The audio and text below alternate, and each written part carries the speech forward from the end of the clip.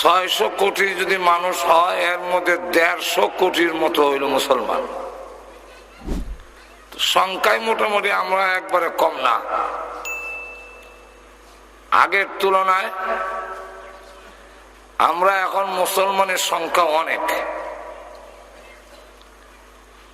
শক্তির দিক থেকেও মুসলমান শীর্ষ অবস্থানে আছে। এই বর্তমান বিশ্বে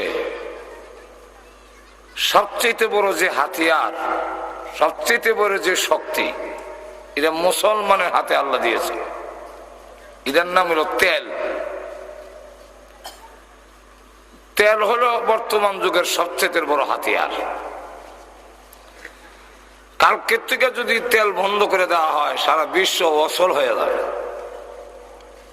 তেল এমন এক জিনিস, এটা ধন্য পাতা কাঁচামরিচ পর্যন্ত এর হাত আছে।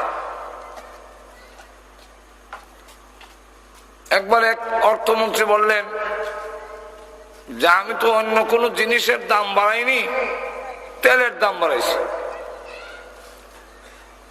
উনি হয়তো ভাবছেন দেশের জনগণ একবারে বোকা। দেশের জনগণ তো একবারে অত বোকা না।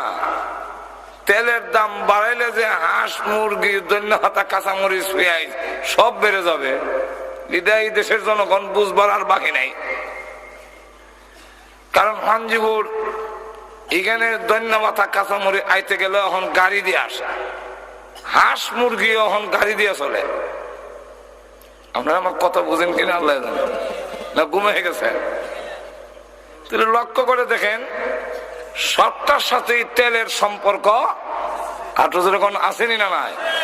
সুতরাং তেলের দাম বাড়লে সবের দামই বাড়বে অটোমেটিক। এখন এই তেল আল্লাহ রাব্বুল আলামিন মুসলমানকে দিয়েছেন, কাফেরের দেশে আল্লাহ তেল দেন নেই। রাশিয়াতে কিছু তেল পাওয়া যায়, কিন্তু যেখানে তেল পাওয়া যায় এটা মুসলিম এলাকা। ইমাম বুখারীর বাড়ি যেখানে, এই বাড়ির নিচে তেল। কিন্তু শক্তির দিক থেকে আমরা কম না, জনসংখ্যার দিক থেকেও আমরা কম না।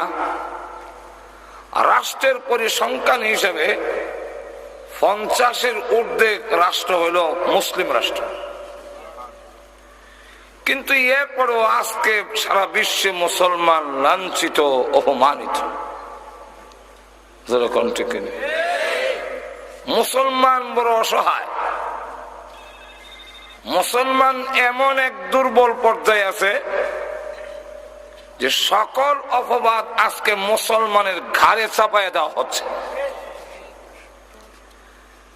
আজকে ইহুদি খ্রিস্টানদের কথাবার্তায় বোঝা যায় যত সন্ত্রাসী এবং জঙ্গিবাদ সব মুসলমান, আর ওরা হলো একজন রহমতের ফেরেশতা। এটার মূল কারণটা হইল আমরা দুর্বল, এই কারণে অপবাদ আমাদের উপরে চাপায়া দেওয়া হয়। থানভী রাহমাতুল্লাহ আলাইহি উনি এক্সাম্পল দিয়ে বিষয়টা এইভাবে বুঝাইছেন, যত দোষ নন্দ ঘোষ। মা মিলে বসে এক ছোট বাচ্চা বাতাস ছেড়ে দিছে। বাতাস বলতে কোন বাতাস নাম করলাম না, আপনারা বুঝালে। বাতাস ছেড়ে দিছে একজন মুরব্বী, আর তাপ্পড় মারছে ছোট বাচ্চারে। সে বলে আমাকে তাপ্পড় দিলেন কেন? কথা বলিস না, মাতিস না, ভাই থাক। পাশের আরেকটা লোক উনিও বাতাস ছেড়ে দিয়ে দিয়া তাপ্পড় মারছে ছোট বাচ্চারে। ওই হেরোই তাপ্পড় দিছে। জিজ্ঞাসা করে আমার তাপ্পড় দিলেন কেন? কান্দে আর বলে আমি কি দোষ করলাম? তখন পাশের লোকটাই কয় দোষ করছত না, কিন্তু বাতাস যে ওই সারক, থাপ্পড় তুই খেতে হবে। বলে কেন? তুই দুর্বল, ফালটা দেওয়ার মতো ক্ষমতা এত জোরে কম। এই কারণে দুর্বল হওয়ার কারণে সকল অপরাধের বোঝা তোমার বহন করতে হবে। দেখেন না বাস্তবতা, এই দেশের কোন একটি কওমি বেসরকারি মাদ্রাসার বারিন্দায় নারী ধর্ষিতা হইছে বললা বাংলাদেশের ইতিহাস কেন 200 বছরের ইতিহাসে এর কোন প্রমাণ কেউ দেখাতে পারবে না। কোন একটি কওমি মাদ্রাসার দুই পক্ষের ছাত্রের গোলাগুলির কারণে অনির্দিষ্ট কালের জন্য বন্ধ দেওয়া হয়েছে এমন একটা রেকর্ড পৃথিবীর কেউ দেখাতে পারবে না। কোন একটি কওমি মাদ্রাসার বারিন্দায় ছাত্ররা উস্তাদের লুঙ্গি পাঞ্জাবি টেনে খুলে নিয়ে গেছে, এর কোন প্রমাণ যখন আছে? কিন্তু এরপরও জঙ্গিবাদের অপবাদ মাদ্রাসার ছাত্ররার উপরে, মাদ্রাসার উপরে। আর কলেজ ভার্সিটির ইতিহাস, জাহাঙ্গীরনগর বিশ্ববিদ্যালয়ের বারিন্দায় 100 জন নারী ধর্ষিতা হওয়ার পরে আনন্দ সেঞ্চুরি অনুষ্ঠান করছে। ময়মনসিংহের এক কলেজের বারিন্দার ছাত্ররা টিচারের শার্ট আর কুট টাইনে ছিঁড়ে লেগে গেছে। সেখানে দুই পক্ষের অস্ত্রের গুলাগুলির কারণে অনির্দিষ্টকালের জন্য কলেজ ভার্সিটি বন্ধ দেওয়া হচ্ছে।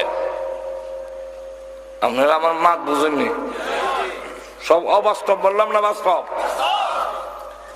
পত্রিকা উল্লেই লিখবেন 5 8 লম্বা রান্দা লইয়া ছবি এমনি বেহা হয়ে দেখায়। কিন্তু এরপরেও জঙ্গিবাদ আর সন্ত্রাসীর অপবাদ কলেজ ভার্সিটির কোন ছেলেকে দেওয়া হয় না। না দেওয়ার কারণ মাদ্রাসা দেখে দেওয়ার কারণ হলো এরা দুর্বল। ঠিক কিনা? আর কলেজ ভার্সিটির ছেলেদেরকে যদি জঙ্গিবাদ কোন মন্ত্রী কয় তাহলে হকিস্টিক দিঘা বাইরিয়া মন্ত্রীগিরি ছুড়াই লিব।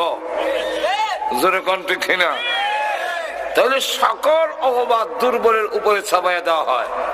ঠিক আজকে সারা বিশ্বে সকল অপবাদ মুসলমানের উপরে ছাপাইয়া দেওয়া হয়। কেন? মুসলমান আজকে অসহায়, বড় দুর্বল, এজন্য সব দোষ মুসলমানের কাঁধে। কেন আজকে আমাদের এই পরিস্থিতি? এই পরিস্থিতি হওয়ার কারণটা কি? সংখ্যায়ও আমরা দুর্বল না, অর্থের দিক থেকেও আমরা দুর্বল না, রাষ্ট্রের সংখ্যা হিসেবেও তো আমরা কম না। কিন্তু আজকে মুসলিম এত লাঞ্ছিত অপমানিত কেন? অথচ আল্লাহ পাকের ঘোষণা, মহান আল্লাহ রাব্বুল আলামিন তার পবিত্র কোরআন শরীফে বলছেন যে মুসলমান যতই বিপদে পড়ুক সাহায্য করার দায়িত্ব আমি আল্লাহর। মুমিন যদি বিপদে পড়ে, ইমানদাররা বিপদে পড়ে, তাকে সাহায্য করা আল্লাহর ওয়াজিব। আল্লাহ নিজে বলছেন وَكَانَ حَقًّا عَلَيْنَا نَصْرُ الْمُؤْمِنِينَ।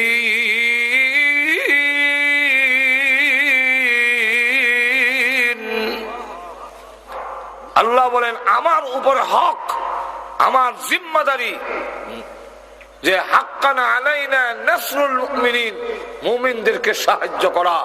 মুমিনদেরকে সাহায্য আল্লাহ রাব্বুল আলামিন করবেন। শুধু এখানেই না, আল্লাহ রাব্বুল আলামিন আরেক আয়াতে বলছেন যে কিভাবে করবেন।